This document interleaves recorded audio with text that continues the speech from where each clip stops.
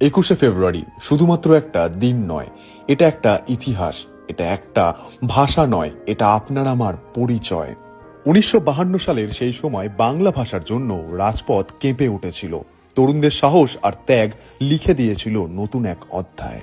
আজ আপনি আমি যে বাংলা ভাষায় কথা বলি, স্বপ্ন দেখি, অনুভূতি প্রকাশ করি, তার পেছনে আছে এক সংগ্রামের গল্প। ভাষা শুধুমাত্র একটা শব্দ নয়, ভাষা মানে আত্মপরিচয়, ভাষা মানে সংস্কৃতি, ভাষা মানে গর্ব। তাই আজকের এই দিনটি আমাদের মনে করিয়ে দেয়, নিজের ভাষাকে ভালোবাসা হলো নিজের শিকড়কে শক্ত করে জড়িয়ে ধরা।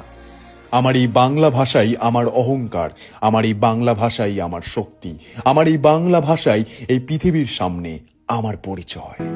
আমি বাংলায় গান গাই, আমি বাংলার গান গাই, আমি আমিকে চিরদিন এই বাংলায় খুঁজে পাই।